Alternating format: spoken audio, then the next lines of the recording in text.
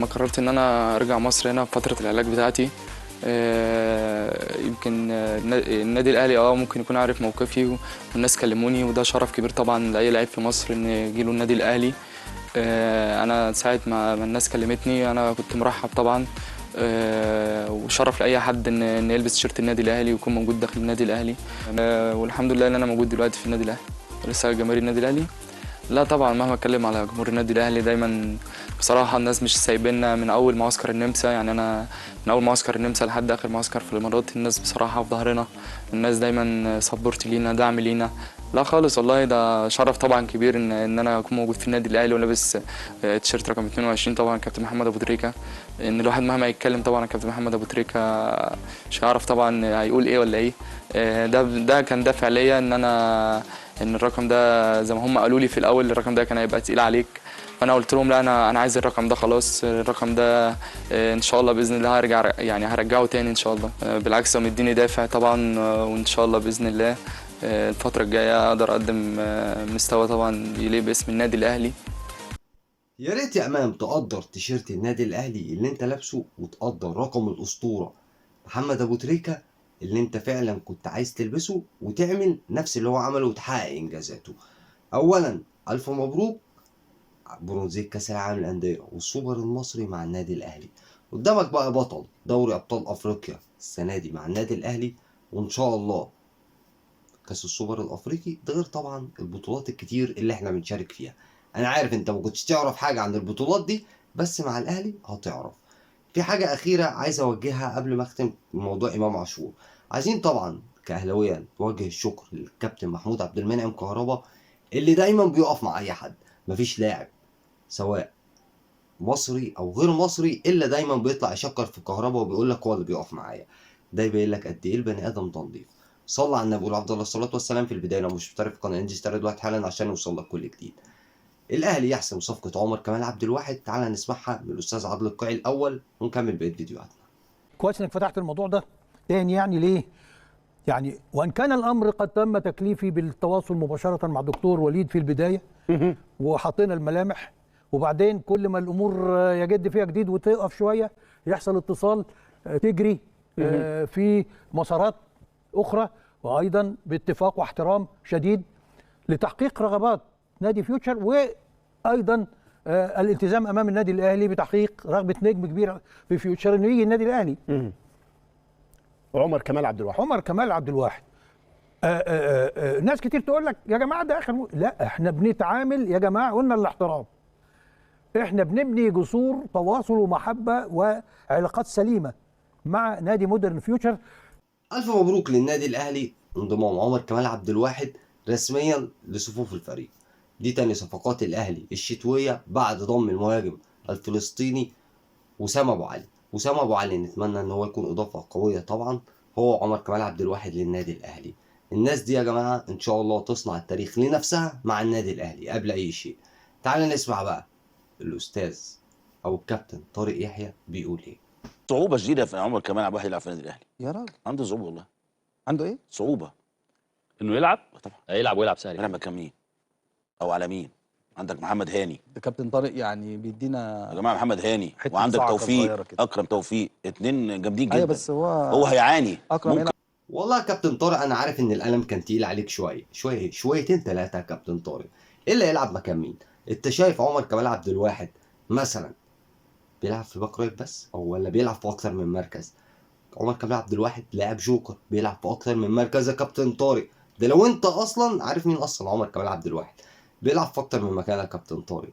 اما بالنسبه للاستاذ مصطفى يونس اللي بيقول لك ان محمد هاني افضل، محمد هاني افضل بس عمر كمال عبد الواحد عنده ميزه وهي التصويب. زائد كمان ان في الكور الثابته بيضم او بيبقى خارج منطقه الجزاء عشان بيتميز بتسديداته. ده استاذ مصطفى انا مش عارف والله انا بتكلم مع مين صحيح. بقول لك ايه كابتن طارق، احنا خدنا عمر كمال عبد الواحد اخبط راسك في الحيط يا اخي، احنا جايبينه قعدوا دكه. انت ايه اللي مضايقك صحيح؟ ركز في نتيجتك وركز في المشاكل بتاعتك. تعالى نسمع كابتن خالد الغندور بيقول ايه. الدفاع عن نادي الزمالك في الفتره بقى اللي هي بعد مرحله قناه الزمالك بتبقى في فتره هدوء بقى واعاده حسابات وتفكير في اللي فات وترقب للي جاي. ايه اللي ممكن يكون خالد الغندور زعل منه من نفسه فيه او ندم عليه او صعبت عليه نفسه مثلا، او في حاجه عايز يقولها لجمهور الاهلي للجماهير الاخرى بصفه عامه بينك وبين نفسك، في حاجه تحب ان انت تقولها امام الراي العام كله دلوقتي؟ لا لا خالص، انا مفيش اي حاجه ندمت عليها. انا الحمد لله رب العالمين لما اشتغلت في قناه نادي الزمالك، انا اشتغلت على فكره في قناه الزمالك مع اللواء عماد عبد العزيز ومع الكابتن حكيم نبيل ما كان في اللجنه المؤقته ومع المستشار مرتضى منصور. نعم. والقنوات الفئويه احمد وانت ادرى، القنوات الفئويه بيبقى دورك فيها محدود وقليل. دورك الوحيد بس ان انت عندك كاريزما وحضور وقدره على الدفاع عن النادي. نعم. لكن انت دورك ان انت بتدافع، لو في مشاكل جوه النادي لازم تخبيها، لازم تداري عليها، لازم بتطلع تقول قرارات مجلس الاداره سواء موافق او متفق او مختلف. نعم. لان انت في النهايه مش دورك ان انت في قناه النادي الزمالك ان انت تختلف مع مجلس الاداره. نعم. لان مجلس الاداره هو اللي مسؤول عن قراراته وهو اللي هيتحمل نتيجه قراراته. تمام؟ لكن بص يا كابتن خالد، انت ازاي بتقول انت مش ندمان على حاجه او حاسس ان انت ما غلطتش، وفي نفس الوقت بتقول انا كمذيع كنت بداري الحقائق وما ينفعش اطلع؟ تطلع تقول ايه؟ انت اللي انت بتقوله ده ان انت فعلا كنت من الناس المطيعه دي، عارفهم؟ ايوه، هي الناس دي يا استاذ خالد. يعني كنت بتطلع تداري الحقيقة عن جماهيرك وما ينفعش تنتقد قرارات مجلس الإدارة. يعني مجلس الإدارة لو غلط في قرار ما ينفعش تقول له أنت غلطان. أمال أنت إزاي قلبك على النادي؟ يعني سيبك من القناة وسيبك من أي حد يا أخي. أنت لعبت مع النادي ده وأقول لك إيه، وبتقول أنا الكابتن التاريخي وليا الفضل والفضل ليه النادي ده ليه فضل عليا. يبقى المفروض القرار غلط أطلع أقول إن الناس دي غلط. تعال نشوف بقى الأستاذ محمد شبانة بيقول إيه على تفاصيل انتقال ناصر منسي من الزمالك للبنك الاهلي، والموضوع وقف ليه؟ المفاجاه مع الاستاذ محمد شبانة. البنك الاهلي عايزه ومحمد عبد الغني، ثم توقفت هذه المفاوضات لسبب انا بصراحه طير دماغي. والله بص، الخبر بيقول ان ناصر منسي طلب من البنك الاهلي الحصول على نفس الراتب اللي بياخده في الزمالك، اللي هو كام؟ بيقول لك 15 مليون جنيه. معقول؟ معقول يا شباب؟ يعني معقول 15 مليون جنيه في السنه؟ وان البنك الاهلي قال لك مش ممكن، ده انا كنت بديله، يعني وفق الخبر حتى اللي قدامي البنك الاهلي بيقول لك انا كنت بديله 6 مليون، هيجي ياخد عندي 15 او 13؟ ازاي؟ هو ايه ده؟ ده كهربا الاهلي بيساعده والغرامه ومزوده ومحطه فئه نمره بص بلس كام، وهو بيحاول ان هو يسند ويعمل، وبياخد 11 مليون في الاهلي. ده شيكابالا بياخد 9 في الزمالك. طبعا هو في حد هياخد المبالغ دي الا في الزمالك؟ يعني انت متخيل؟ انا لسه الفيديو اللي فات كنت عارض لك دونجا وهو بيقول لك الفلوس وضحيت وجبت لك عقده، وقبل كده كان مصطفى شلبي، وقبل كده كان عمر جابر ولعيبه كتير سيادتك. ده كل ده اللي ظاهر، الله اعلم بقى ايه اللي ما نعرفش عنهم حاجه عقودهم عامله ازاي. ده طبعا الخلوق كابتن محمد عبد الشافي، ده طبعا احنا بنستثنى من الموضوع ده وعمرنا ما نقدر نتكلم عنه، بس دي العقود اللي ظاهره قدام حضرتك. ناصر منسي رفض يخرج او يروح البنك الاهلي من الزمالك عشان كان بياخد 15 مليون في السنه. البنك الاهلي بيقول لك انا اللاعب ده كان بياخد عندي 6 مليون، ازاي ارجعه وادي له 15 مليون؟ محمد شبانة بيقول لك ده كهربا ذات نفسه اللي الاهلي بيساعده بياخد 11 مليون. الزمالك بقى ازاي جاب ناصر منسي بالرقم ده واداله الرقم ده بناء على ايه؟ كابتن طارق السيد اللي بيطلع يقول لك الاهلي بيجيب الفلوس دي منين؟ يا ريت بقى يطلع يقول لنا الزمالك بيدفع الفلوس دي بناء على ايه؟ او بيدفع مرتبات اللعيبه دي بناء على ايه؟ يا ريت تطلع تقول لنا انت يا كابتن طارق، ولا مختفي انت دلوقتي؟ هتعمل نفسك طبعا مش شايف الكلام ده. تعال نسمع بقى عبد الشافي صادق ونختم بيه الحلقه. الاهلي ماذا حقق الاهلي في مونديال الانديه بالسعوديه؟ عمل عمره. ده تريقه بقى. لا لا مش تريقه، احنا داخلين التريقه بقى. والله عمل عمره. عمل ايه الاهلي؟ خليني اكلمك بالارقام. ماشي. الاهلي راح. هو لو عمل عمره الزمالك ولا عمل عمره ولا حاجه؟ مين اللي قال لك؟ انا كنت معاهم وعملنا عمره مع بعض. انتوا الزمالك؟ طبعا. التصريحات دي بتطلع فين يا كابتن؟ بنشوفها فين؟ انت بتشوف التصريحات في حته لوحدك؟ ابعتها لنا. حاضر هبعتها لك. اتفضل اتفضل.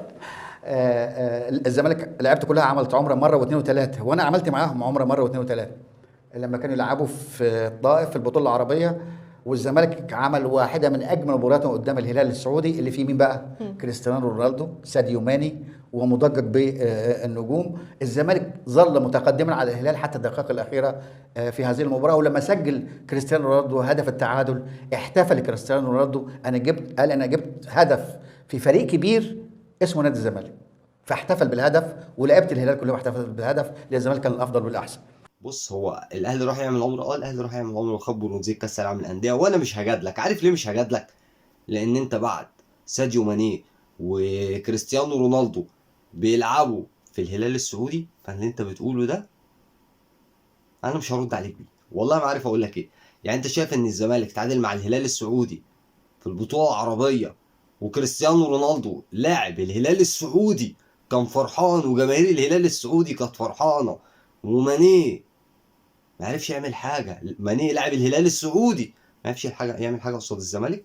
انت متخيل ان انا كاهلاوي هقدر ارد عليك؟ انت بتشجع مين؟ انتوا كنتوا لابسين ايه اصلا يا استاذ عبد الشافي؟ انت بتتفرج على مباراه تانية؟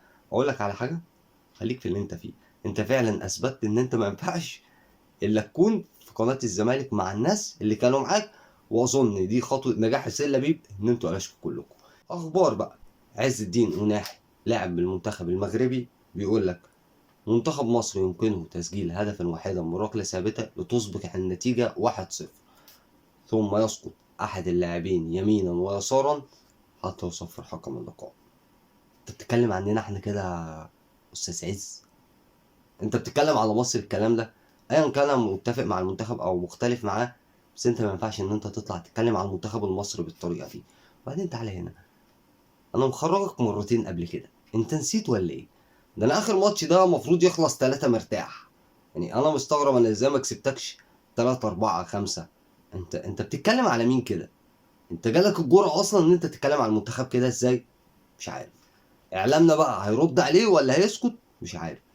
ادي المنتخب المغربي، ولاعب المنتخب المغربي بيقول على المنتخب المصري: موسيماني يتعاقد رسميا مع ابها السعودي.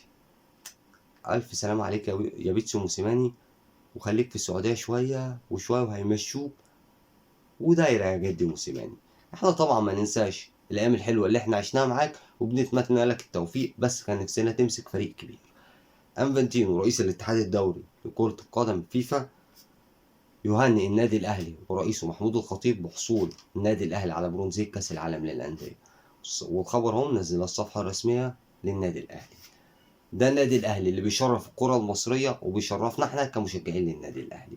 ان شاء الله نتمنى التوفيق للنادي الاهلي فيما هو قادم بعد مباراة كاس الامم الافريقيه، اللي طبعا اولا واخيرا بنتمنى التوفيق لمنتخبنا ان شاء الله يوم الاحد القادم في مباراته امام موزمبيق. يا ريت ما تنساش تشترك في القناه وتفعل زر الجرس عشان يوصلك كل جديد. السلام عليكم ورحمه الله.